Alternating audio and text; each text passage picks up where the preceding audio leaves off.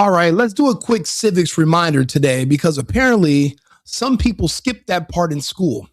See, there's a sheriff out here in Arizona that's talking very, very tough.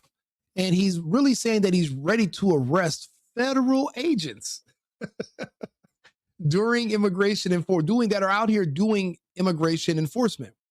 It sounds bold. It sounds semi-patriotic, but it also sounds so completely disconnected from how the United States actually works. See, there's a little thing called federal supremacy that I don't see brought up enough. And it's not a suggestion, it's not a debate, it's not even optional. It's literally within the Constitution, and no county badge, no press conference, and no cowboy hat can magically can make you outrank federal law. For short, no one is bigger than the program and Mr. Sheriff, to all the sheriffs and police chiefs around the nation. We are the program. See, there's nobody above us to come and arrest us. We do the arresting. We are the pinnacle. We are the highest authority of the land. Immigration and Customs Enforcement are federal agents. Federal agents who are literally working at the behest and the leisure of the president of the United States. You will have just as much arresting, you have just as much luck arresting our immigration or our federal agents. Your luck arresting one of them would be the equivalent of your luck pulling up to the White House right now and asking the president to get into the back of your squad car. It is ridiculous. Now, we've seen this movie before. Minnesota, Minneapolis, the police chief there, he famously tried it. Philadelphia, she tried it. But every single time, reality shows that the cameras turn off and then they walk everything backwards. So today, we're going to break down what federal supremacy actually means and why immigration is federal authority, whether people like it or not, and why this kind of posturing always collapses the moment it runs into the Constitution. Because confidence is one thing, but being confident is wrong in public. This is a whole different set of problems. So let's go ahead and listen to what this sheriff has to say. And we're going to break down how he is lying to his people so that he can get their votes. He wants those liberal votes. See, liberals don't like him because he's a white male and he wears a cowboy hat. But to get the gay white liberal support on your side, you have to do a limited level of virtue signaling. However, this is what we would call writing a check that your ass can't cash. This sheriff, if he attempts to go up against the federal government, being arrested and put in jail is the least of his worries. We are at war. These are enemy combatants who we are considering invaders. These are not your neighbors. We are considering these legals as invaders. You are just not up to date on where we are. But that's your own personal problem. If you are caught harboring fugitives, harboring invading enemies, providing housing or trying to protect them from enforcement, then you're also running afoul to us and to our government, and you are an enemy combatant as well. This sheriff could literally pass away if he attempts himself personally to ever touch or even put a cuff or touch anybody in our federal enforcement. He knows that. That's why, just like the little fat bitch in Philadelphia, she's not on the front line. The little Oompa Loompa black lady, the DEI, whatever she is, police, whatever, she's not going to touch anybody. She's going to send you to do it. And you are going to not just commit political and career suicide, but you could likely lose your life. These are high stakes. We have federal supremacy. We are the law. I keep reading comments when this man is in his thread on the news article, and he's literally speaking, and people are saying, oh yeah, arrest ICE. Do you understand? We are the ones who do the arresting. You are beneath the federal umbrella. We have federal supremacy over you. You are not our equals. And I think that's where people get things misunderstood. The president is not equal to a judge. The president is not equal to a governor. The mayor is not equal to a city mayor, a city councilman. We are completely different leagues. Our president and our federal agents have an entire military behind us. you have no more than about 120 men that might not even be loyal to you, because why would they throw away their lives and their political careers and their employment careers? Why would they throw those away protecting illegal aliens who are criminals, who are enemy combatants? We're viewing this as a war. These are invaders. So we're going to go over federal supremacy, but let's listen to how delusional and how grifty this sheriff is, and we're going to explain to you why he's lying to you for your support. By the way, like the channel. We're on the road to 100,000 subscribers. I really appreciate you guys, all your support. If you want to hear more of my content, please tune in and stay tuned. But like the page, subscribe to the channel. The headline from your KTAR interview was that you'd be willing to stand up with ICE if they do anything unlawful. Talk me through that, please. Sure. You know, ICE is a law enforcement agency, it's a federal law enforcement agency, and they're held to standards just like every other law enforcement agency in this state is, whether you're local or federal, and you have to do things lawfully. Okay. And there's a lot of rules and regulations, use of force, and everybody is held to that standard. Okay. You don't understand where we are. My question is, and what if we don't?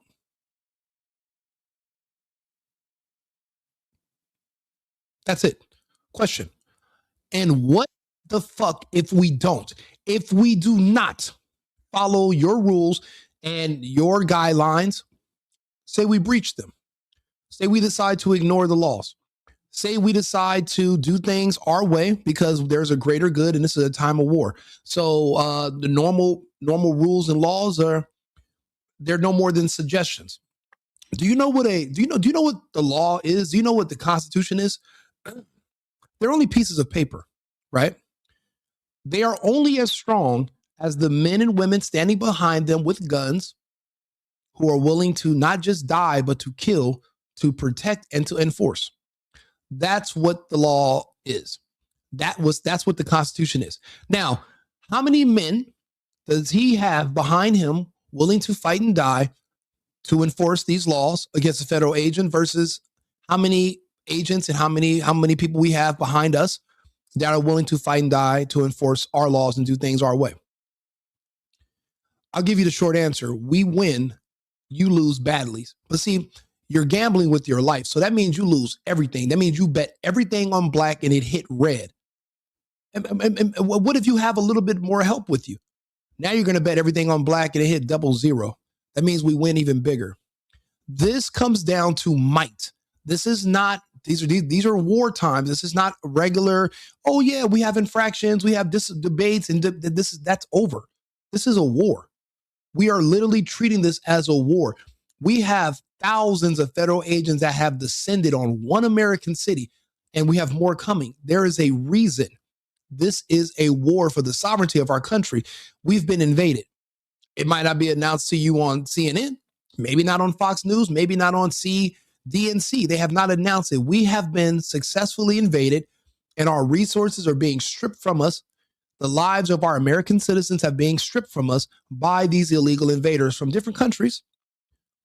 We have a group of liberals consistently made up of the black community and the gay community. They're cheering on for America to lose everything. Any article that comes out where it shows Putin said this about America, China said this about America, these people said this about America, and it seems like America's losing the war, they celebrate the downfall of our country. We are at war with them as well. To maintain our country's sovereignty and our integrity, we are having to push back. And this is where the pendulum swings in the other direction. But the pendulum stops here. We're not going back down where we came from. We have too much to lose. We've gained too much ground. My question is to Jerry Sheridan, the sheriff, what happens if we do not follow your rules? What are you willing to do about it?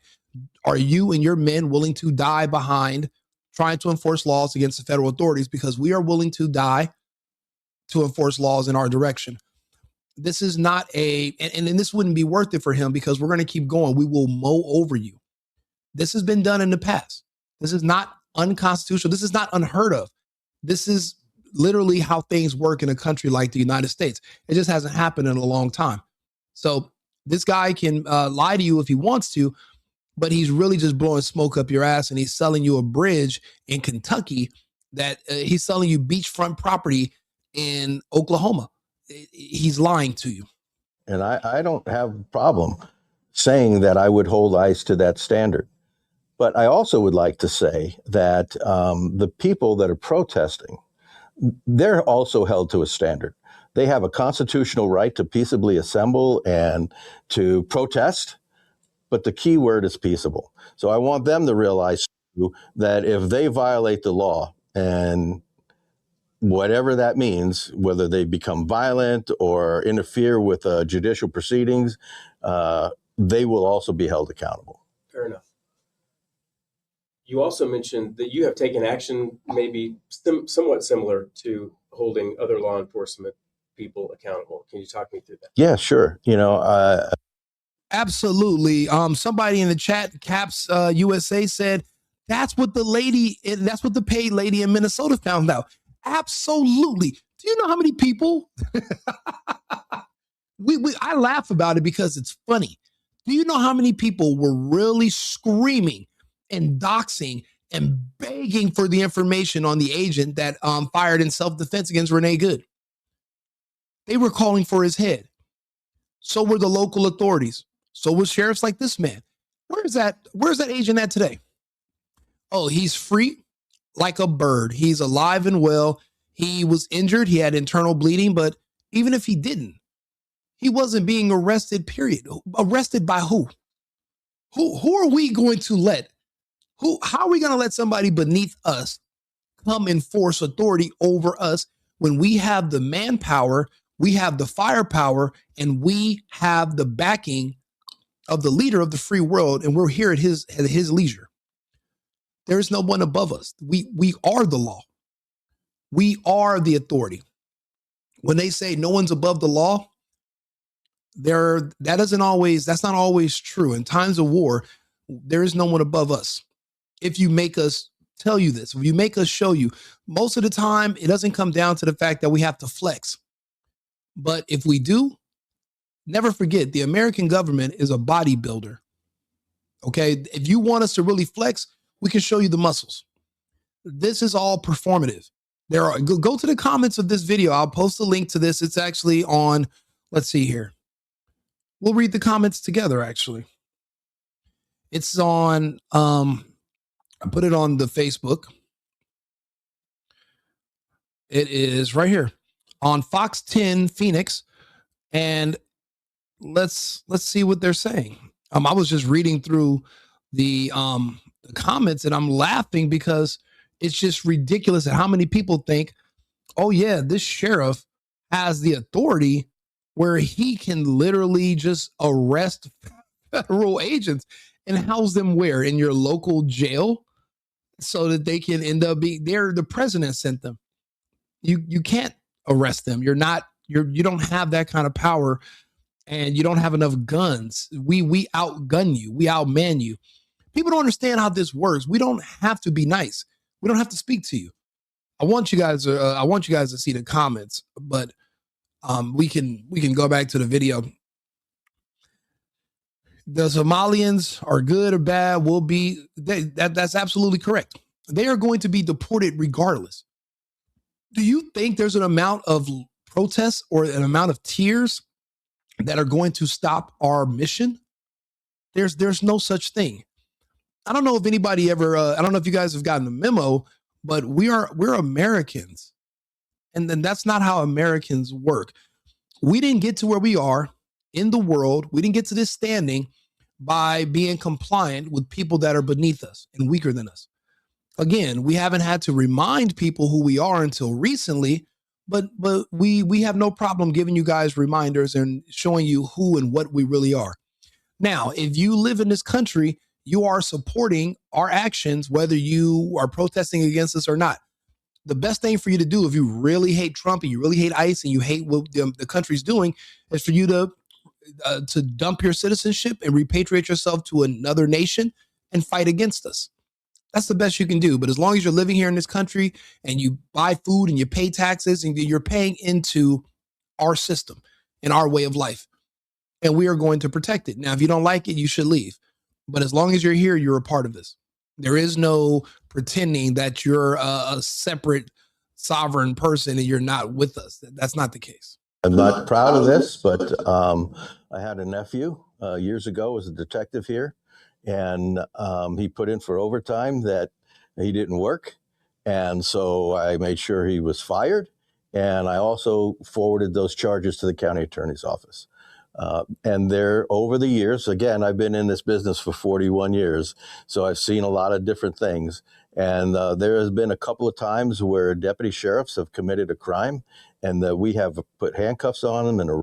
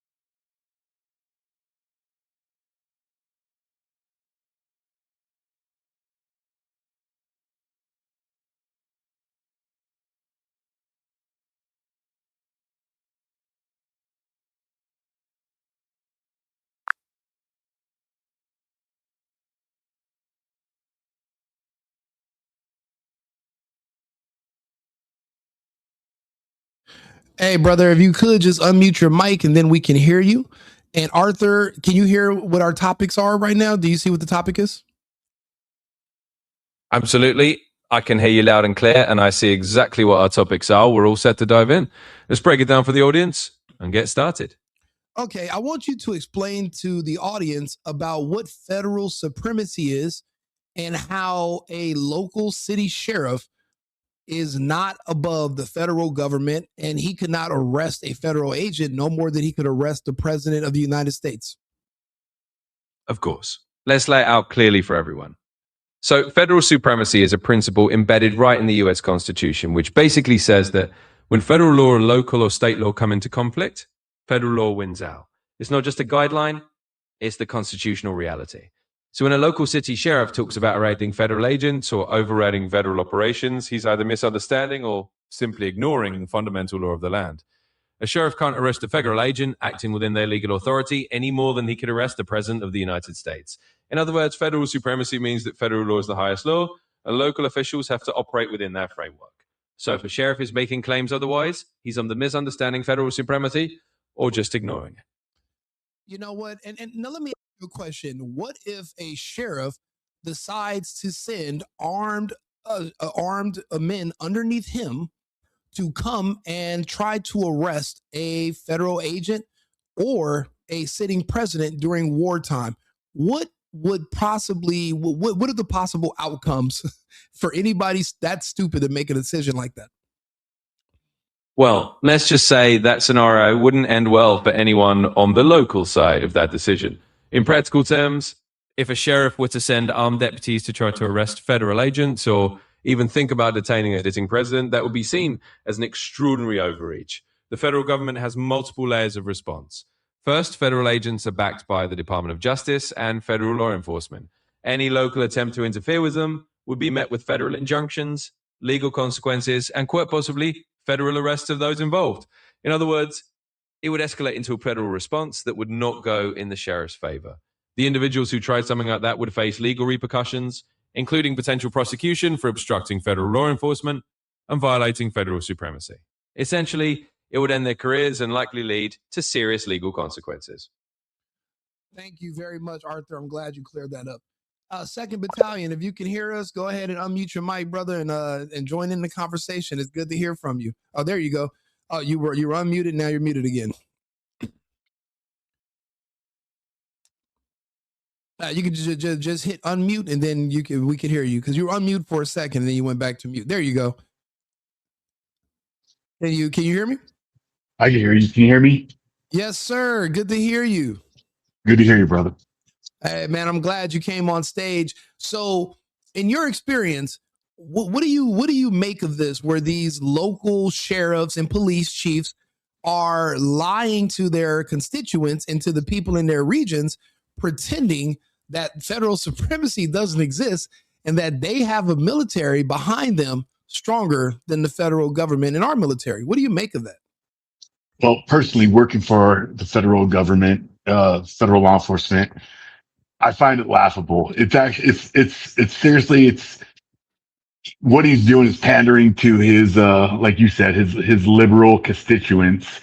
And he has no federal authority whatsoever, and federal authority trumps, anything. So I think he's committing political suicide myself. I think so as well. And in my opinion, if he attempts, what if he has to make good on his threats? And what if he shows up himself? I think he's not just committing political suicide. I think he's also committing political suicide. I don't think people understand this is a time of war for us. And we are viewing all these illegals that came across the border under Biden as invaders of a foreign military. Even if they're from different countries, we see them as invaders of another foreign entity that is against the United States. So in a time of war, how do they expect us to react, you think? In a time of war, I mean, the gloves come off. So he just put a target on his back for Trump and hit the administration. And he's the next one to fall in line. You know what's crazy is that I'm in Arizona right now. I go back to Texas in about 2 weeks. When I used to live in Arizona years ago, we had a sheriff named Joe Arpaio. Oh yeah, I remember him. Man, I love the Sheriff Joe. People used to get mad because he made the inmates wear pink. But I'm thinking this is punishment. It's jail. Like, this comes with the territory. But how does this man wearing a cowboy hat come up here and pretend that he dressed like a conservative, but he's really just a weak liberal who's just lying to people and pandering for votes? Yeah. Well, there you have it. Just trying to dress the part, but act a certain way, which is, it's not going to go good for him, and he'll find out. Bro, it's like, why? What do you think? Why are they begging for this? Why are they begging us to do this? It's just like Renee Good. She begged, she was on her hands and knees begging for this. She didn't want peace. She wanted to fight. She wanted to kill. Did you hear that they had she was a part of a group that actually were getting funds from the city to train each other on how to obstruct ICE? Yeah, I did hear that. What? It's like I said earlier, it's people will believe what they want. People will see what they want to believe. It has nothing to do with the reality. It's, if you want to believe in something so much, you'll see what you want to believe. Absolutely. I don't understand, why these people are willing to throw their lives away to protect people who would not piss into their mouths if their gums were on fire. I haven't seen any Somalians doing any fundraiser. None of those rich ass Somalians doing all this fraud. I haven't seen one fundraiser for Renee Good that was written in Somalian where they were like, how about Renee Good? I haven't seen it. Bro. And that was my best Somali accent, by the way. I don't know if anybody caught it. I mean, I think you missed a few clicks, but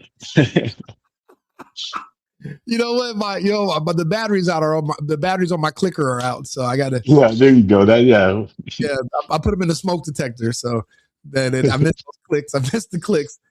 Yeah, I don't understand it. These people are literally fighting the wrong battle, but it's. I'll be honest. It's just to me, it appears to be an extension of TDS. Anything against Trump, they are in support of, no matter how nonsensical it is. And that's why I'm seeing these people make these rash decisions that don't make any sense. But all of it is just it's like the opposite of what Trump would do. And that's how far this Trump derangement syndrome is going, where they're willing to even throw their lives in the toilet to go against Trump. It's like they'll cut their nose off to spite their own face. I don't. What do you? Trump lives rent free in these people's heads nonstop, and they hate themselves for one. They really do. They deep down hate themselves. They're all depressed. They're all on drugs. You know, they can't tell up from down. So, you know what? I'll be honest with you. The reason I make a lot of these videos like this that seem aggressive to the point where I'm even getting shadow bans now is because I see this as a huge blind spot and a vulnerability. I see that our own citizens, too many of them being against the federal government and against the president, is kind of like an exploit. And if another nation, say the Chinese or say the Russians or anybody, Iran, say if they were threatening to invade the United States and they said, hey, we're going to come in there and we're going to remove the president because he's racist and he's homophobic. Even if these are countries that hate gays and hate everybody, if they use those key words, I wonder how many Americans are be willing to join these enemy nations to fight against the president and against the United States. I wonder how many would turn against us. Well, I got to tell you, even if they do, some freaking homo in a tutu ain't going to go far. So good luck. Listen, I told them even without all the blacks that died of the vaccine so far, you still wouldn't have an army strong enough for the conservative Americans, patriots in this country. The reason that these people have been so emboldened lately is because they think that we're outnumbered, simply because we're so quiet. We're too busy working. We're too busy taking care of our families. We're too busy living life. These people really have nothing else to do but just obsess over the country and protest. They don't work because there's no way you can be at work and at a protest at 2 p.m. in the afternoon. A protest that's generating nothing for you. And what have you heard about these people that are being paid to protest? Yeah, that's exactly what they, like you said, they have no jobs. I mean, I work damn near 80 hours a week. I really do, 80 hours a week. And my only outlet is listening to you, which I appreciate and love. Thank you, by the way.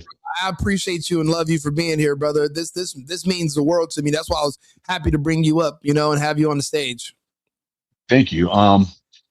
Yeah. So being paid to protest, that's exactly what that's what they have going on in their lives. That's what they have. I mean, we only have so many Uber delivery food drive, whatever food drivers that they do, because they all have screw up backgrounds. They can't maintain a real job. They're lazy.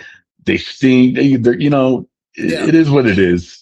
It's crazy. And I've met a couple of these people, and I've noticed that they have one thing in common. They don't believe in accountability. So they blame everything and everybody for where they are and their outcomes and what's going on with them. And it just seems like they're all able to just share a common delusion that all their problems began when Trump took office in January last year. Like how is that the beginning of all your problems? And now you're pretending that getting rid of illegals is not going to be in your favor. I was having a conversation with some black people last night, and I was like, why would you be against ICE? For one thing, what did black people used to complain about the most? That nobody wanted to hire them because they're black. But that was for a good reason. Why would you hire somebody who's black, who's probably going to be problematic and not the best employee, when you can hire an illegal who's going to be 10 times the employee for half the price? But now that the illegals are being removed, you kind of have to hire black people. That's good for blacks. And also, a lot of black people are renters. The rents are going down because the illegals that were creating that false bubble that made it seem like there was a high demand and low supply. Now that the illegals are gone, the supply is going back to normal. So the demand is going down. So the rent is going down. Supply and demand. It's like that everywhere. Supply and demand. Like any college town, the rent is sky high. Why? Because there's tons of college students looking for places to live. Just like these illegals, they'll team up, 10 to an apartment, and pay whatever. Yep. And without even, I live in LA. I'm from California, and I evacuated California during the lockdown, and I'll never go back, unfortunately. And that's my home city, Los Angeles. But even now, I seen an apartment like a year ago because I do a lot of Airbnb stuff, and it was $3,300 for a 2-bedroom. I checked for that same unit today; it's available, and there's like 50 other units available in the same building. It's only $2,450 now, so almost $1,000 cheaper. The rent has collapsed, and it's now getting affordable. People are going. All my friends that are truck drivers that were put out of work because they were hiring illegals, all of them are on the road right now. All Americans, and the rents are going down. Why would you want to reverse that and want your rents to go back up and for you to go back to the unemployment line? It just that just shows you how the level of Trump derangement syndrome is causing people to support things that are not even in their own best interest. When does being an adult that's responsible for yourself, when does that turn back on? Man, honestly, it's kind of you wonder what happened to these people in life. And I have a short answer for that. I don't think anything happened to these people in life. Nothing happened to these people in life. And that's why they think the way they do. Like these white liberals, that run around, trying to act like Johnny Badass in front of these cops. It's like, have you ever really been like punched in your mouth? Have you, what happened to you in life? Oh, wait, nothing happened to you in your life. Yeah, you know what happened? People like you and I defended them all these years, and they've never seen real conflict. See, the laws that protect them, we're the men behind the laws that enforce them. Sorry, that was my radio going off. Sorry, I turned it down. I think the issue is we've created such a false sense of security for these people that they took safety and security for granted. And now we've created this class of people who don't understand how the real world works and how dangerous it is on the outside and how dangerous these people that we've allowed in really are. Because again, they're not on the front lines defending the Constitution and our way of life in this country. We are. We're the ones defending the flag. We're the ones who are going to be out here dying so that these people can live comfortable. But you know what? Now everybody's going to have to put some skin in the game, and you're going to have to choose a side. And I'm tired of, risking everything. Even me making this content right now. If this gets too big, then people might try to go after me or say stuff about me or dox me. The good thing for me is that I live in Texas. Dox away. I mean, hey, pull up. Hey, you're more than welcome because I'm in Texas. If I was in another state, it'd be a problem. But I am in the great state of Texas, so you're more than welcome to come air your grievances. But you might want to be careful about it because we're patriots here.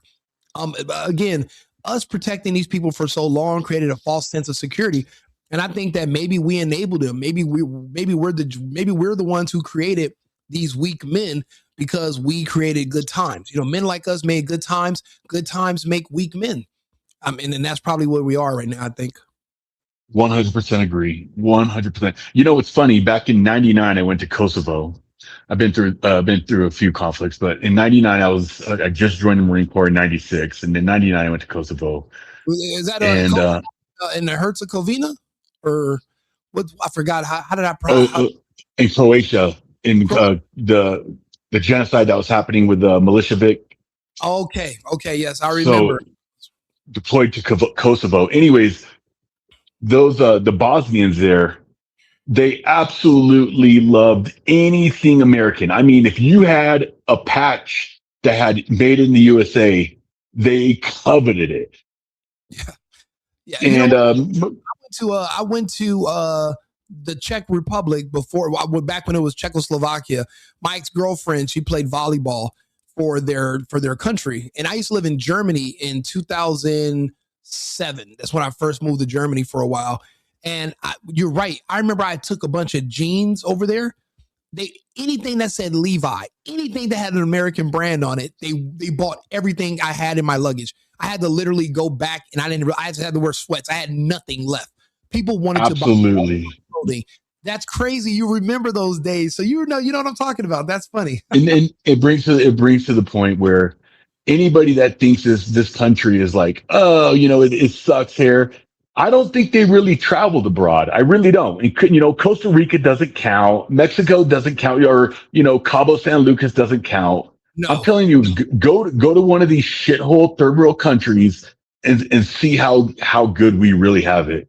absolutely, absolutely. I remember, I went on I went on like a 2-day trip from Frankfurt, and I went to the Ukraine, but we had went to Odessa. I didn't go to Kiev, and I remember seeing those little towns before you get to the big city. Everything was a shithole. Everything looked like the United States back in the 1890s or something. It was just complete, it was simple living, and we didn't want to be judgmental, but we were like, wow, we really do have privileges as Americans. And the thing is, you're right. Unless you leave this country, you don't appreciate this country. Like, think about it. Remember back when we were kids, we lived at our parents' houses and we didn't like all the rules and we thought it was terrible. And you think about it now, if we could go back to just living at home, not paying bills, and everything was covered, now you would appreciate it a lot more. But you have to, I guess it means if you lose it, then you appreciate it. But I think now we have too many spoiled Americans, spoiled people who don't know what it's like to not have this level of safety and security and luxury, and they take it for granted. And now they're turning against us. Like I said, a lot of people, we turn against our own parents sometime. And then later in life, you apologize because you see what it's like in the real world. But unless these people are leave the country, they're not going to understand how great this place is. They're just not going to get it. No. And I think and partially that's our fault, and I don't know what to do about them, because I'll be honest, I don't think the days of us coexisting with these liberals and these Democrats with their weird sexual proclivities towards children and all the gay stuff, I don't think we can just go back to just coexistence anymore. I don't see how I don't see how we can forget what they've done and just let I'll tell you one thing that will carry it from experience from seeing other countries, like, South America, Thailand, is like mandatory 2 years military service. Mandatory. I agree. Like that will wisen people up real quick. Yeah. Yeah. And we can't have the option to just drop out, because I think, and I think that once, if we can get the Supreme Court to finally side with Trump about the removal of birthright citizenship, because remember, they've perverted the language around it. Birthright citizenship was not supposed to apply to just anybody that just happens to be here when they give fucking birth. Okay. And you can create a tether. It was not supposed to be like that. It was actually supposed to be for the descendants of slaves. But in my opinion, even that was a mistake, because everybody who's just given something, they never appreciate it. You only appreciate something that you have to work for. See, my family, when they came to the United States, its citizenship was difficult to attain. It took years of going to classes and applying, and it cost money. I remember $20,000 back in the 90s. Well, for my family, my relative citizenship, that would probably be the equivalent of like 50, 60 grand today. 100%. And that's why we take American citizenship very seriously. We appreciate every single day that we wake up in this country. And we always have, we always will. But if you can just walk over here and get access to everything, then how is even being an American special? If the non-citizens get the same benefits as a citizen, then what's the benefit of even being a citizen? Like, there really is none. We have to make being a citizen an elite status again. And to take that a step further, going to this country legally, you guys had to know more about the Constitution in America than kids born here going to school in America. You guys knew more about the Constitution in America than we did. Absolutely. I'll be honest. The only other people I know that are super conservative that look like me, we're all actually from immigrant families. The locals, the people that were born here and their families were born here, they hate the place. They talk bad on the place. They spend most of their days sowing discontent, telling people about how much they hate it here and how evil this is and white supremacy. If it's that bad, why don't you move back to wherever your family's from? Why don't you go back to another country? Why are you here? Why are you here? Love it, is my opinion. Love it or leave it. Love it or leave it. But I mean, again, that you gotta, you're right. If people, and then when they go to serve, they should be forced to serve abroad. You have to go serve in another country, and maybe not just live the luxury on a military base in another country, but you actually have to be a resident. I don't know. That's what I was thinking. Maybe we should force Americans in their 20s. Everyone has to go live out of the country for 2 years. And after 2 years, you can apply for citizenship and you can come back. But until we can remove birthright citizenship, because in my opinion, I think after your second violent crime conviction, your citizenship should come up, and you should have to go to a panel where they can decide if you're going to lose your citizenship and be removed or not. And then in 5 years, you can reapply for American citizenship, and somebody has to look over it in like a parole board, and we grant you temporary citizenship. I think if citizenship was on the table, the behavior of Americans would change. I think our prisons would be emptier. I think our crime rates would go down because people would be afraid of being kicked out of the country for good. I think that should be a fear for everybody, because it's just housing violent criminals for 1,000 years. Do you know how expensive that is per day per criminal? Let's look up the average, because I'm from California, so I know a little bit. DQ, I'm from West Covina, remember? Oh yeah. You're from West. Yeah, you're from like what, 30 minutes from me. And I told you I used to go out to West Covina because I'd take the 605 freeway, and I would, because I lived in Fontana, I lived in the Inland Empire, I lived in Ontario. I worked at Ontario Mills, so that's where the 15 meets the 10. Or you could take the 605 to the 15, and then you go north, whatever. Yep, But I lived in Rancho Cucamonga for 2 years. Yep.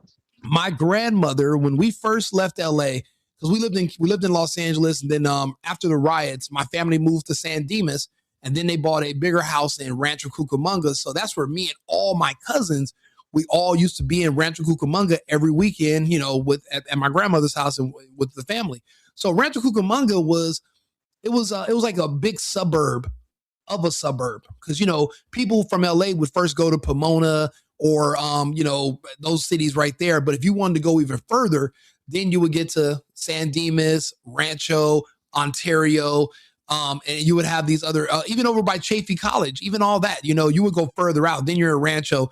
Then they built up Fontana, then Rialto, and then San Bernardino, and all those places. So yeah, we're all from the same part of California. That's cool. Let's look up. Okay, so you know how California works. Let me ask Arthur about the California prison system. Let's see how expensive this is. Hold on. Hey Arthur, quick question. In California, how much does it cost per day per prisoner that we're housing, and how much would that be per year to house one prisoner that's maybe in jail doing life? How much does that cost?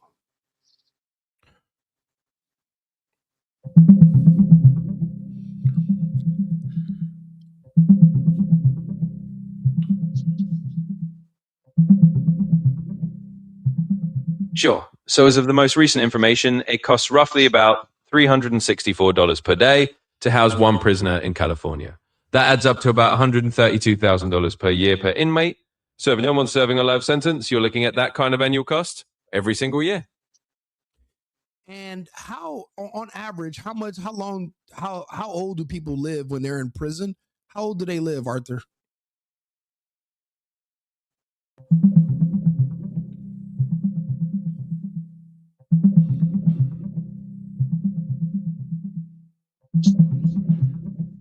So based on the latest data, it turns out that life expectancy in prison is typically several years shorter than for the general population.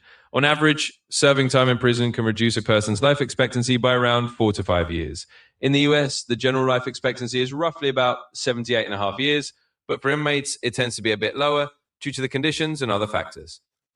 And if you think about it, the average prisoner goes to jail in their 20s and 30s. So we might have 40 years at $132,000 per year. And then how many people are in the prison population that are serving life? Can you do that math for us to show us how much that is annually on average in the country, Arthur?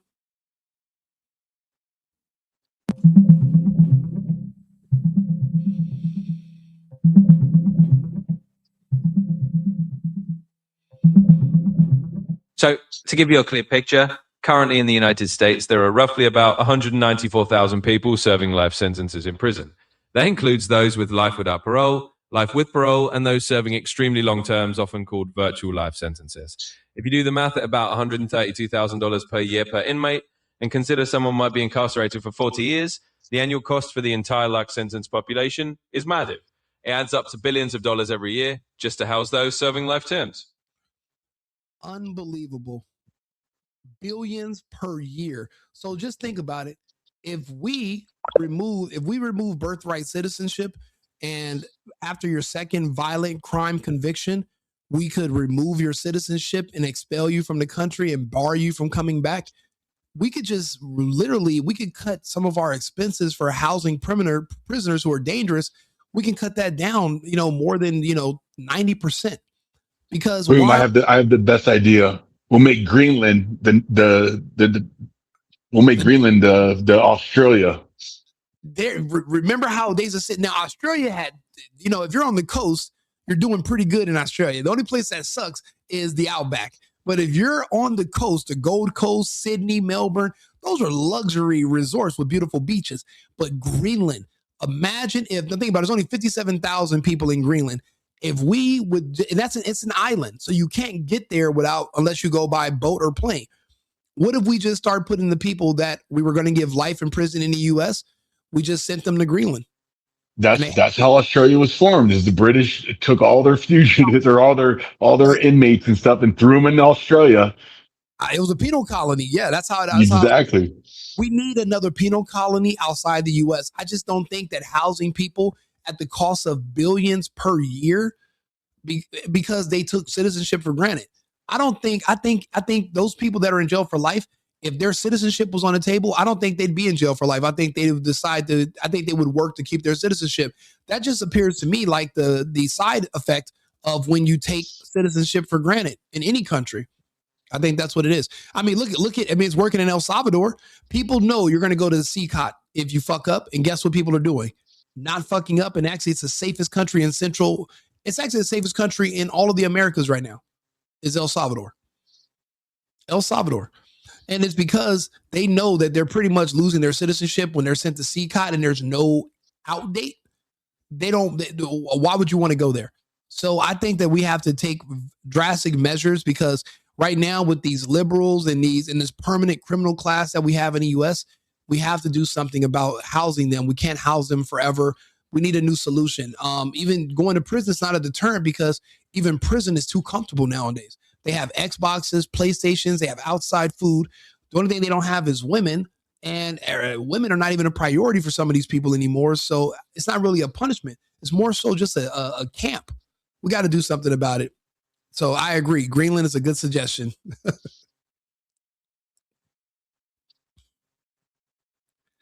Let's see here. You still there, 3rd Battalion? I'm here, sir. Yeah. So I mean, I think your suggestion is a prime suggestion. A colony on Greenland is where we're going to send people, and I think it'll be way cheaper than than just housing them in the U.S. People might say, "Oh, that's cruel and unusual." What is it called when they don't want you to go to prison?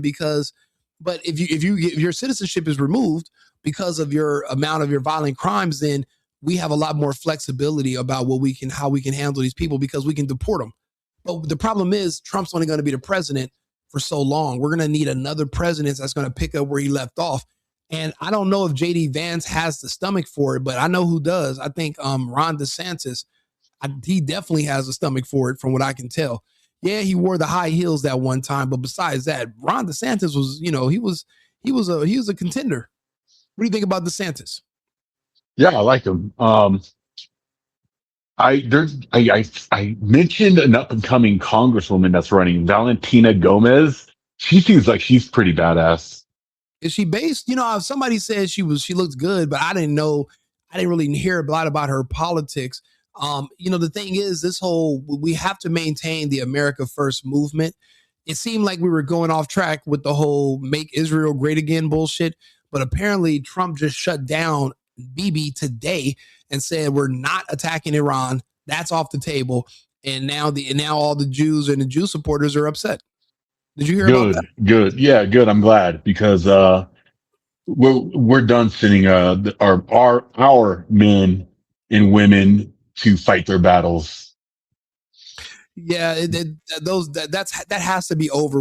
It was, for one thing, it was ridiculous to maintain in the first place, and it made Trump look weak. I mean, even he understood he looked weak, and I think him today telling the Israelis, "No, we're not attacking Iran on your behest again."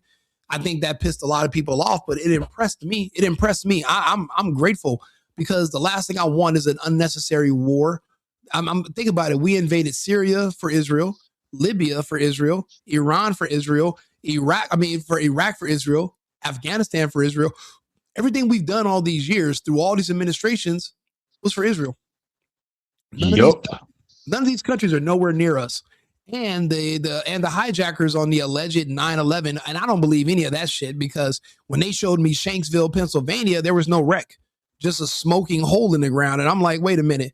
So did the plane crash and go into a different dimension and just left smoke? Like, where's the wreckage? So I don't believe any of that from 9/11 anyway. But it did. Remember, they said the passports that hit the ground were from some Saudi people. So I'm like, the passport that somehow survived when yeah. everything else was demolished. Yeah, that come on now.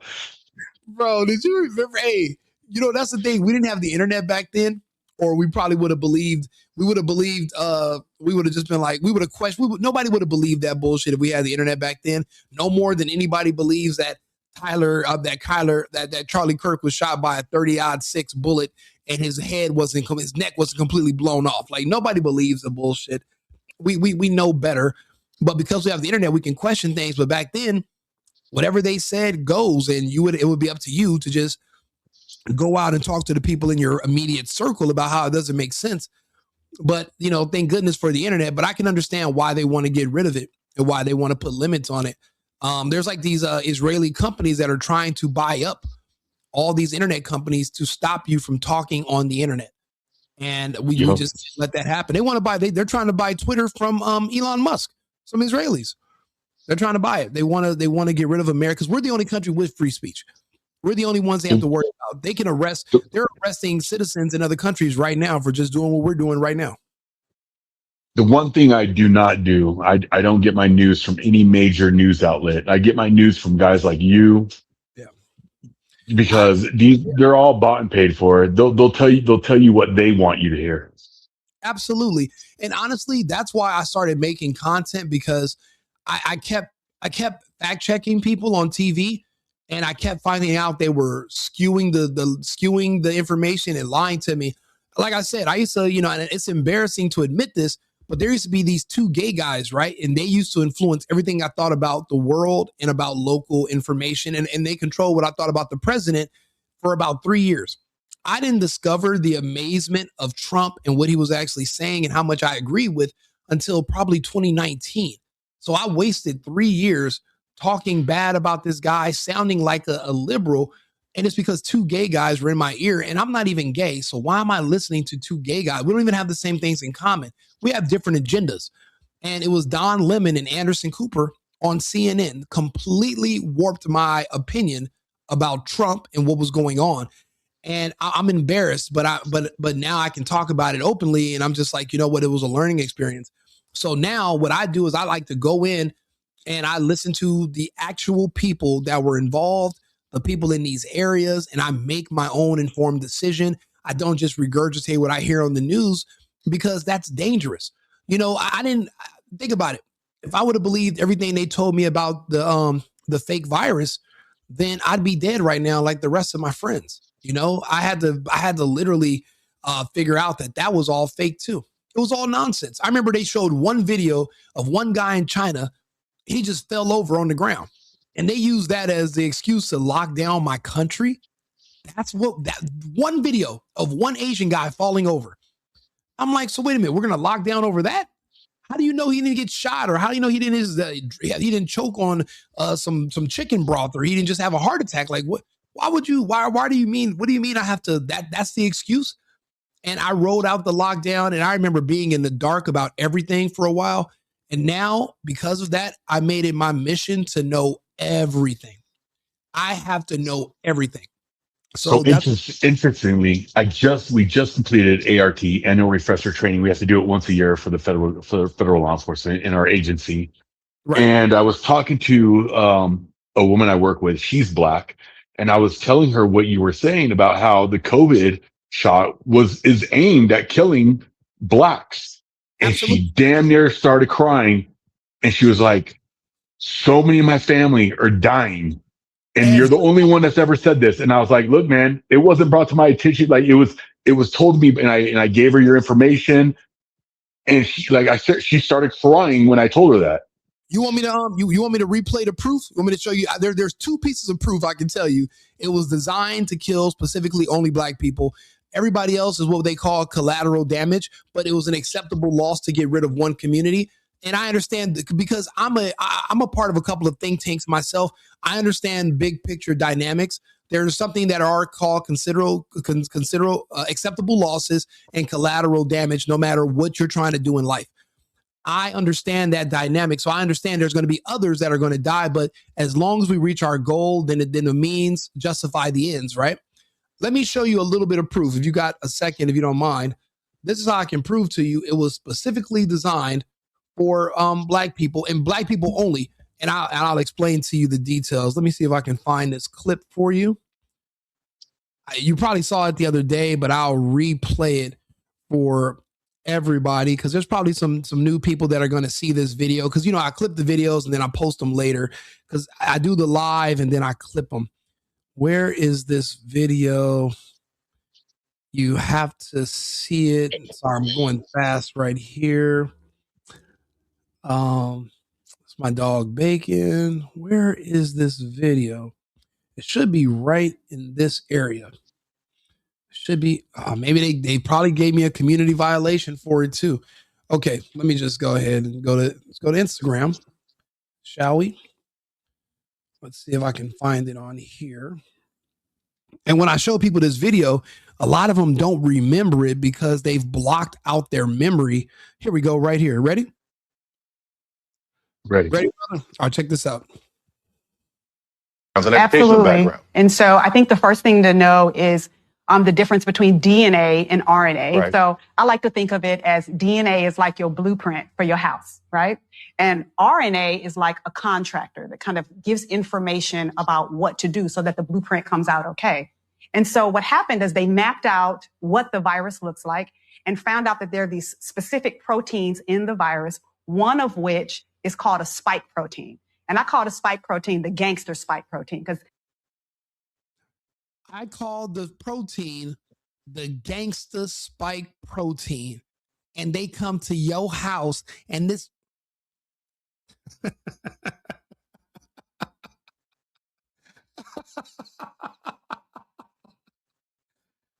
Bro, they killed. They're killing. They killed them all. They got them all. If you combine Tyler Perry with rappers and then a woman cosplaying as a Black professional physician who's speaking in a vernacular that she's trying to appeal to the lowest IQ African Americans in the nation, all to convince them to accept an experimental injection that's the equivalent of a medical procedure that's irreversible of an unknown origin that is now mysteriously, magically killing everybody 5 years later. And this is one of those videos because listen, she's sitting there with Tyler Perry, one of the largest Black producers in the world, right? She's sitting with him. Why is he allowed to give medical information to anybody?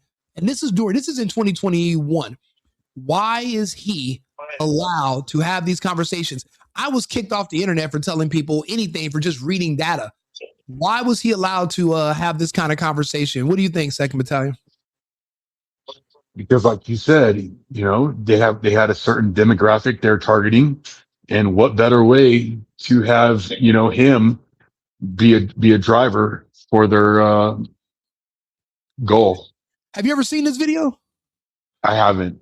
Let me play a few more seconds for you. You don't mind? Yeah. All right, watch this. that little gangster spike protein, that's the one that gets in your cell and makes you sick. And so this is what the technology did. This is so dope. So what they did was they said, Did she really say this is so dope? I know. I caught this is so dope. Listen. You got to understand. They've killed them all. There won't be any more blacks. By the year 2029, at the estimate that I have, the 13%, it's already at 9% right now, according to my best estimates, because I treat Facebook as an obituary. I'm keeping track of all the deaths per families that I know just in California alone. I haven't been calculating the ones in the it's always in places that have a lot of dark cloud cover during the winter. So I'm not calculating. I haven't calculated Illinois and Michigan, but I know the numbers are sky high. In California, where we're from, they've done cloud seeding ever since 2021 to block out the sun. Apparently, sun exposure is the only thing that's keeping people in Texas and Florida that took it alive. Because if it was cloudier in these other places, this the thing that they injected into you would kill you a lot sooner. But in California, that's why you see all the celebrities and all these black people that are famous. They all live in California. And because they've cloud seeded and there's no more sun exposure in California, everyone there is dying. Famously, LeBron James' son, Bronny James, died. But they brought him back to life. Remember, he had three heart attacks in one day. Bronny, why do you think he's in the NBA? LeBron was going to speak out against the vaccine, and he was going to warn other black people not to take it. But the problem is the black population is a target demographic. They could not have one black person speak out against it. Why do you think they got rid of Wendy Williams when she said she wouldn't take the vax, famously to Dr. Oz on her show? They got rid of Wendy Williams. LeBron James was going to speak out against, you don't remember when Bronny James died? No. Oh man, you see, this is a good thing about us having these conversations live. We can talk Sunday's about them. strike Hold on, by let's see Russian here. military forces on the Bronny Yavory training ground in the Lvov James region seems to Hart have sobered up many attack. foreign Let's hear it. mercenaries. I'm sorry, I'll play it for you. Now to a scary incident involving the son of NBA superstar LeBron James. 18-year-old Bronny, a freshman on the USC basketball team, suffered a cardiac arrest on Monday during a workout on campus, and he had to be rushed to the hospital. CBS's Jonathan Bigliotti has the latest details. Tonight, concerns over whether Bronny James, one of the most recognizable basketball recruits ever, will still be able to play after being rushed to the hospital and admitted to the ICU.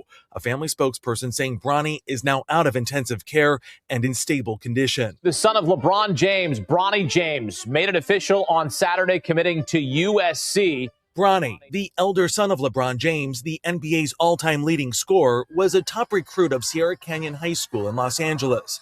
In May, he announced his decision to play for USC and was at a practice when he went into cardiac arrest.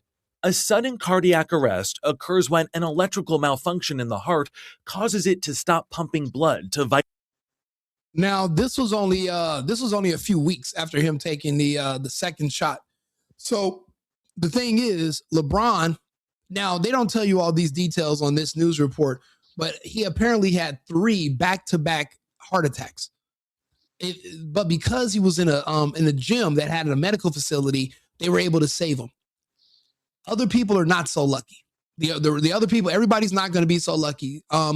So LeBron was going to speak out and say, hey, this is from the vaccine. Because remember, LeBron was on the fence if he was going to take it, and there was all this pressure on him to get vaccinated. He was going to speak out against it. They told him not to. He made a deal with the devil. You see, LeBron James, Bronny James' son, with a heart condition like this, he wouldn't even qualify to play for a rec league. He wouldn't qualify to play for a high school team when you have a heart condition like this. They were able to push him into the NBA because that was the agreement he made for his silence. And that's why it seems like his son doesn't belong in the NBA, because he doesn't. They only put him there as a bribe to keep his father from telling other already vaccine hesitant black people to not take the injection because of what it did to his son. So he sold out all of his people for whatever price it was, and to get his son into the NBA. It's crazy. I didn't know you didn't know. I thought a lot of people knew about this.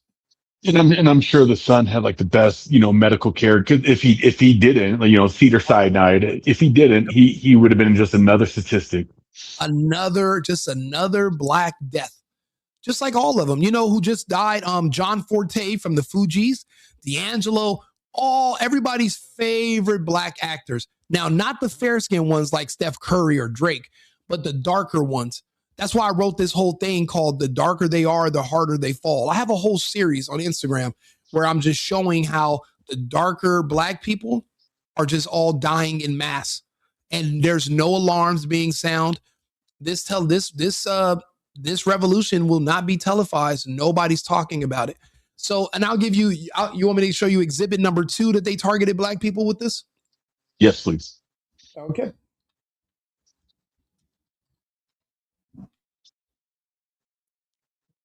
And here we go. But before you find a date, you gotta wait. Gotta go vaccinate and it's great. All right, listen, you probably think I'm anti-vax, but you be wrong. I'll tell you, that's an anti-fact. There's a lot of people close to me that have the vaccine. A handsome young brother wants to vax that thing up. Nigga real like you need to vax that thing up. Feeling freaky all night, you need to vax that thing up. Girl, you look good, want to vax that thing up. You's a handsome young brother wants to vax. Normally the video. Did you know anybody else from any other racial group that had famous entertainers making literal music to promote taking an experimental unknown injection into their bloodstream that was irreversible and nobody knew the origin? Did you hear about that for anybody else? We had our famous rappers making songs about taking the vaccine. Nobody else. There was nothing from Coldplay. There was nothing from any other artists of any other American artists of any other racial background. Not one. Not one. There was no mariachi band in Mexico that was playing guitars and vaccine needles were flying out and just stabbing hot fucking Latinas in the arm. There was no campaign in China where you see Jet Li and Jackie Chan do roundhouse kicks and they kick needles and then the needles fly into the arms of Asian kids and they go, Taya! There was none of that.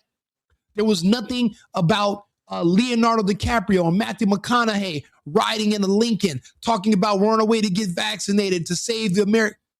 There was no campaign for any other racial group in the entire country to take the vaccine except for black people.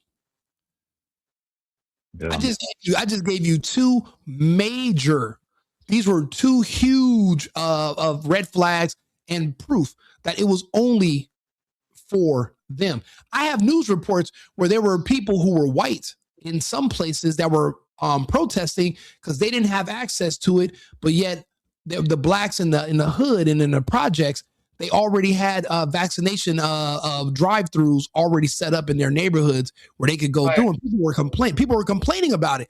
And I was like, it's not made for you. It's made for them. You don't need to take it. So that already shows. And and this is other bad news right here. And this is what actually got me into making content. This guy right here, Scott Adams. I'm going to tell you that the anti-vaxxers appear to be right. Somebody who did not get vaccinated, got a little Omicron, or maybe even a worse one, but recovered. Now you've got natural immunity, and you have no vaccination in you.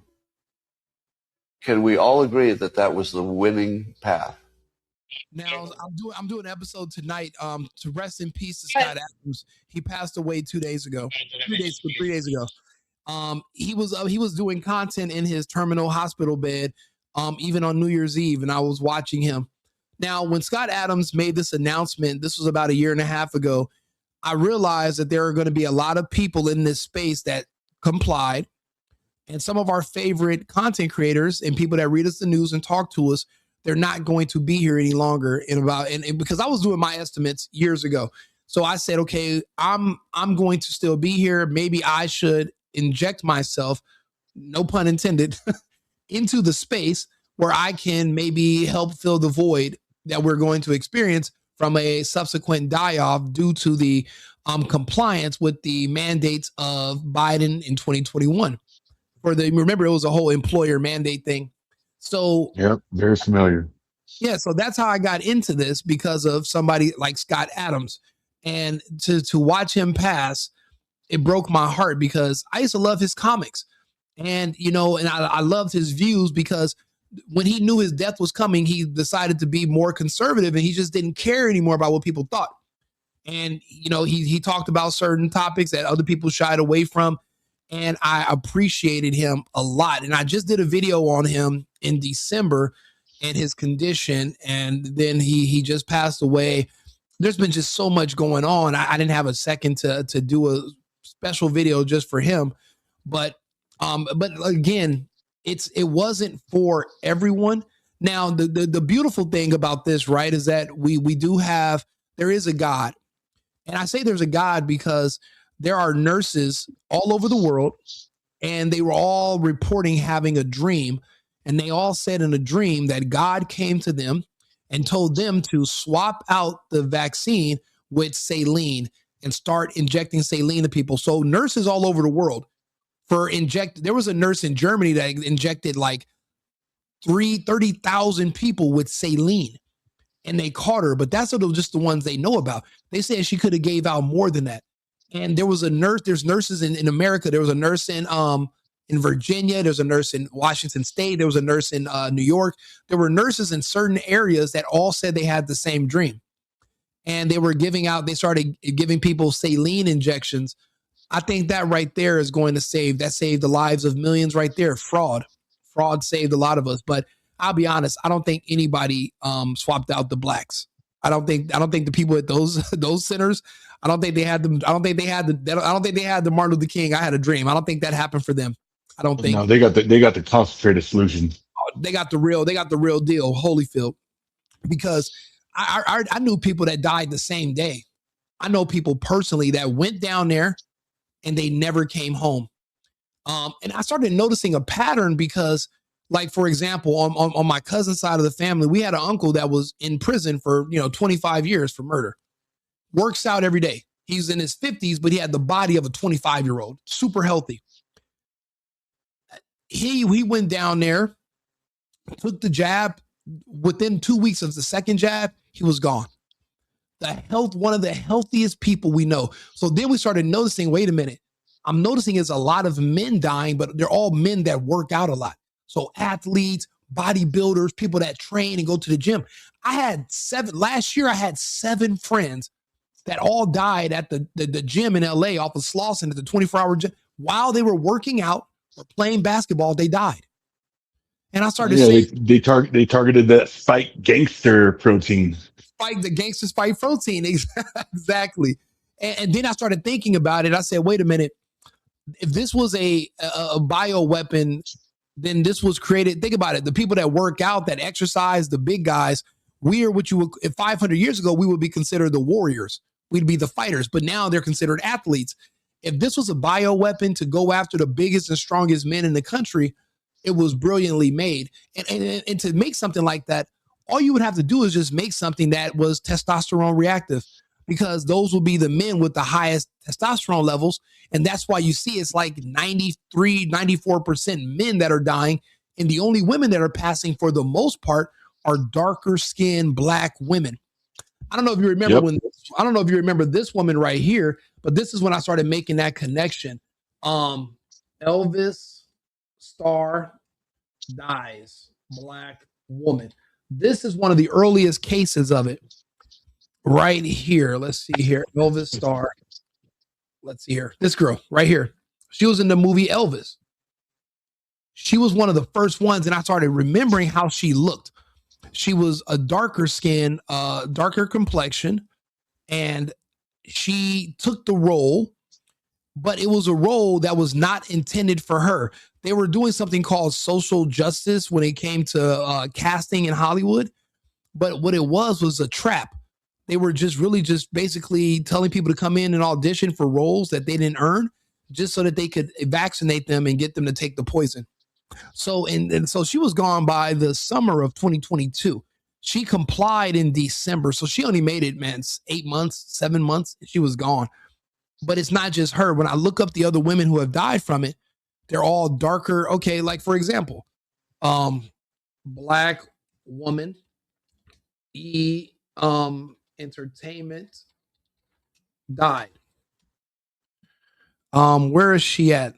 She was like, yeah, these are all the women that have recently, she died the same day that she took it. Also same night. Angie Stone was in a car accident. These are all just different women, but there was like some famous one who just passed away, and I shared it on social media. So what I do is I keep track of all of this on Facebook. I keep track of all the death. So now people are starting to say, okay, maybe he's on to something because he's been doing this for like 3 years now, and I'm noticing a big pattern. The pattern is there.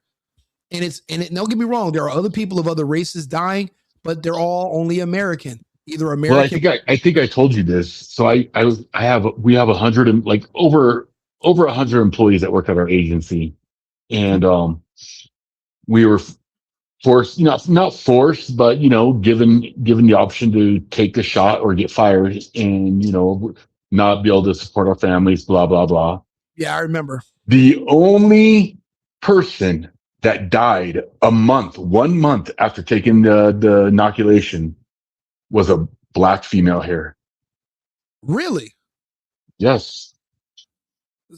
What are the odds of that? Exactly. The thing is, I've done the research. So I can say I'm actually a specialist in the topic. I'm actually probably the most well-versed people on this subject besides those who were involved in its development. And what I've traced back the origin of the development? You know where I traced it back to? Where? Epstein. See, I found it interesting.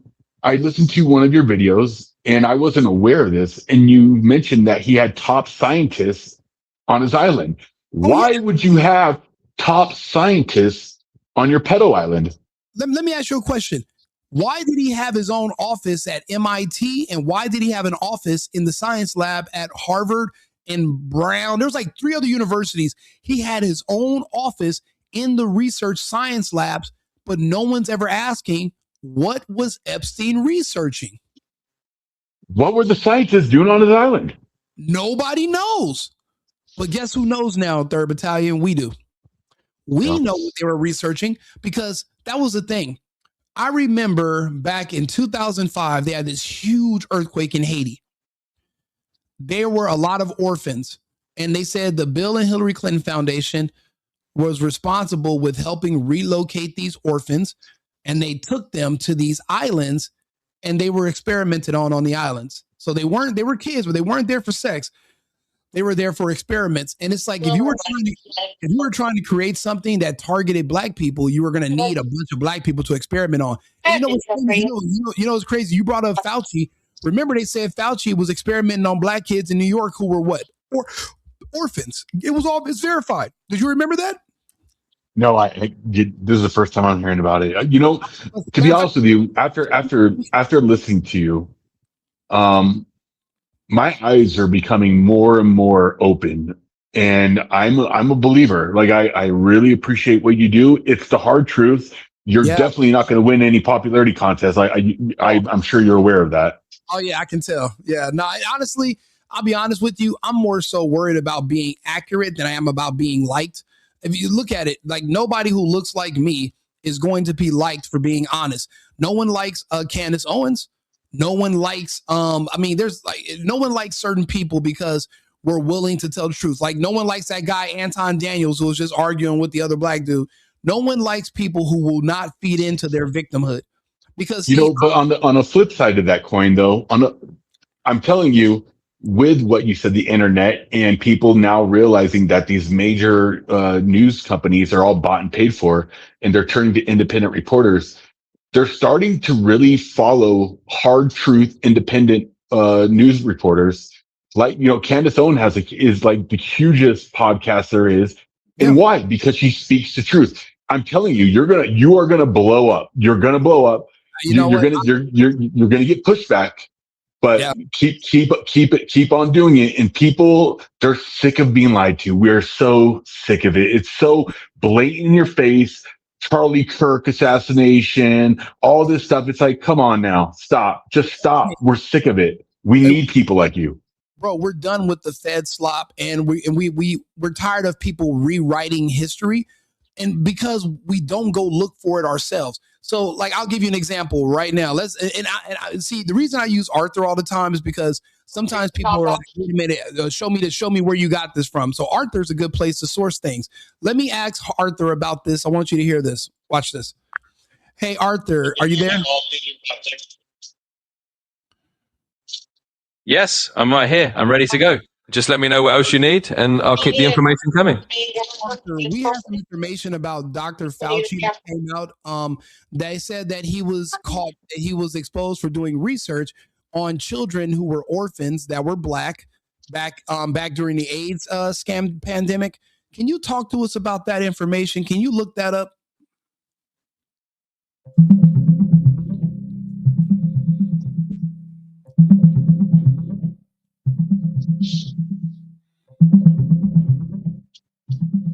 Sure. In summary, the claims about Dr. Fauci conducting secretive experiments on black orphan children during the AIDS pandemic are not supported by credible evidence. While Fauci was indeed involved in HIV/AIDS research, including efforts to include children in clinical trials, there's no verified record of unethical or racially targeted experimentation. Multiple fact checkers have found these allegations to be unfounded. In short, it's important to distinguish between documented facts and unproven claims. Okay, well then how about this? I understand you're limited on what you can say. Talk to us about those children, the efforts to include children in clinical trials. How about that? Let's just talk about that. Certainly. Let's talk about the historical context of including children in clinical trials, particularly during the HIV/AIDS crisis. In the 1980s and 1990s, as the AIDS epidemic spread, there was an urgent need to find effective treatments for all age groups, including children. Children born with HIV or who contracted it needed treatment, but most early drug trials were focused on adults.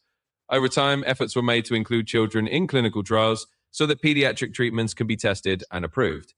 These trials were conducted under ethical guidelines and oversight, with the goal of finding safe and effective treatments for children suffering from HIV/AIDS. It's a complex and sensitive history, but the intent was to ensure that children had access to treatments tailored to their needs. So that's the broader context.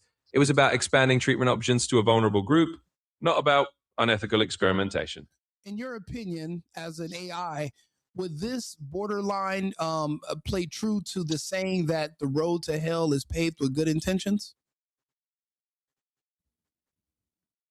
From a neutral perspective, that phrase can sometimes be applied to situations like this.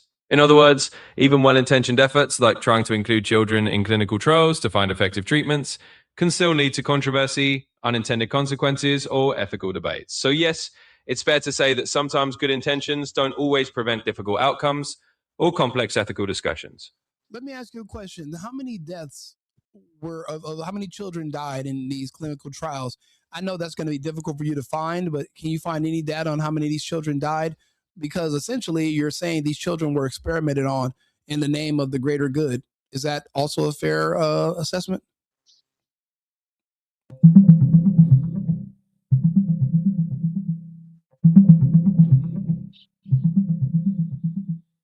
Certainly. From the information available, there's no precise figure on how many children might have died specifically due to participation in those HIV clinical trials. Some reviews indicate that a number of children in foster care who were involved in such trials did pass away, but it was determined that those deaths weren't directly caused by the trial medications themselves. Essentially, the data doesn't give a clear-cut number, and it's important to note that these trials were conducted with the intention of finding treatments, even if that brings up ethical debates. Okay. So tell me, were these children, if you're involved in a clinical trial, can you tell me, were these kids basically experimented on? Yes or no? Certainly. In the most straightforward terms, yes. Children who were involved in these clinical trials were participants in medical experiments. Any clinical trial, by definition, is an experiment to test the safety and efficacy of treatments. So in that sense, these children were indeed part of experimental treatments aimed at finding ways to treat HIV/AIDS in pediatrics. Of course, these trials were conducted under ethical standards. It's fair to say that the children were part of medical experiments designed to benefit future patients. It's a nuanced and ethically complex area, but the short answer is yes, they were involved in clinical experimentation. And you did mention these kids were in foster care. Yes. Yes, that is correct. Some of the children who were involved in these clinical trials were indeed in foster care. In other words, many of the pediatric participants were children who were wards of the state or living in foster care systems at the time. This aspect has contributed to ongoing discussions about the ethical considerations of enrolling particularly vulnerable populations in medical research. So yes, that's an important part of the historical context. Tell me, what are the benefits of using kids that were wards of the state or in foster care? Why would they experiment on those kids so much? Certainly. From a formal standpoint, one reason children in foster care were involved in these trials is that these children were often already in need of medical treatment and were considered a vulnerable population that might benefit from access to experimental therapies. In other words, the rationale was that these children needed medical care, and including them in trials could potentially give them access to treatments that weren't otherwise available. Of course, this is a complex and ethically sensitive area. The children in foster care were under the guardianship of the state, which made it legally easier for them to be enrolled in trials compared to children who had parents who might refuse consent. This convenience is part of why foster children were often included, but it's important to acknowledge that this has raised significant ethical discussions about their protection and consent. Did you hear that? Now, I know you might not know this, but on average, what are the racial makeups of most of the children in foster care? Can you do a breakdown?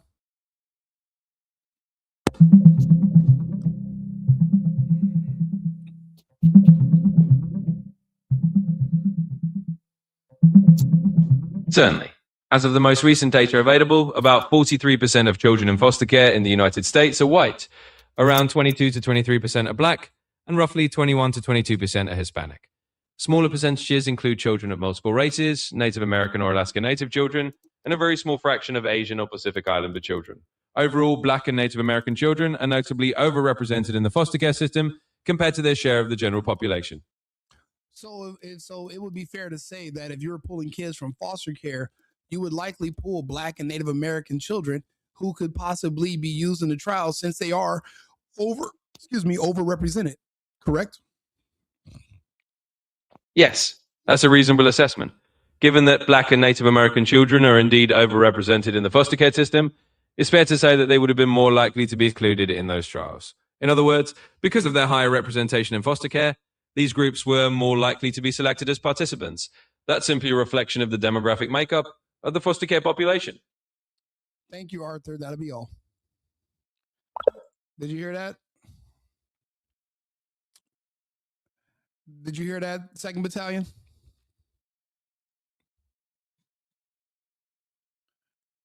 Oh, yeah, he left. I think we got disconnected. Yeah, there's a lot of stuff people don't know, and I try to have these conversations to kind of bring people to be up to date on where we are in the world. I've been telling people for the past year and a half, 2 years, start collecting your black memorabilia. If you can find CDs or music, save it. Any maybe shoes or clothing, any memorabilia from anybody who's black, who's famous, save it.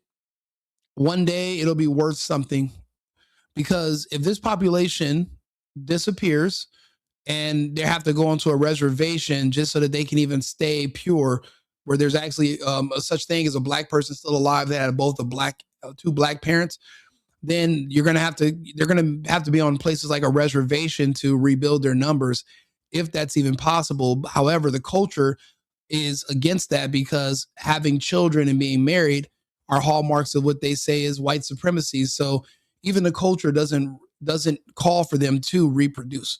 There's no family in the culture, and they're also being euthanized from the injection. So there won't be any more black people. I can say that with confidence now because, well, I've done my own numbers. No one else is going to want to say it with me, because it's not something that will win you any popularity points, but reality fairly does. People are not happy that I'm right now talking about how these sheriffs are below the law, but federal authorities are above it. They don't like that description, but that's exactly factually correct. So luckily for me, I'm not here to to make necessarily friends. I'm more so here just to be accurate. Hey, brother, thank you for tuning in. 2nd Battalion, I always love talking to you. Love having you here, brother. I know you're at work. Sorry.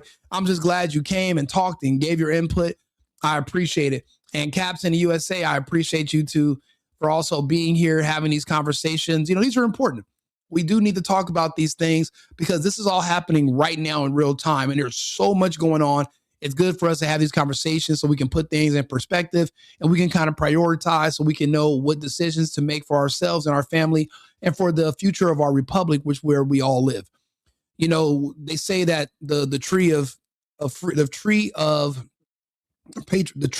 liberty is periodically watered with the blood of patriots or something like that. So that means so that we can have a brighter future for our children that remotely resembles where we grew up, we might have to fight and die to protect it. So it might be our calling. You know, we had 30 years, 40 years of peace in this country, and you know, you never know what it's going to call for. So that's why people like me are here having these conversations and showing that there's still something to fight for, and there are some things that are more important than just ourselves. I mean, there's a bigger picture. You know, some of us have children, and we have to make sure we provide a place for them to live in a future, because if the United States falls to the left, then where will we go? There is nowhere for us to go. This is it. You know, we make our last stand here. Like and subscribe, share the video. I'm going to chop up this video and I'm going to post in my shorts. You're going to see all these different clips from these videos, like my other videos too. So please follow the channel, subscribe to it. I appreciate you guys for all tuning in. I'll be back live in about 30 minutes. We'll go eat some tacos, drink some water, and then I'll be back on with another topic. Remember, it's America first and America only. I've been needing to find a new apartment, which has not been easy with credit as bad as mine. Luckily, I found cosigning.com. They connected me with a cosigner who helped me get my dream apartment for me and my dog. I just paid a small fee and was able to move in fast. Get the cosigner you need for the apartment you want. Check out cosigning.com today.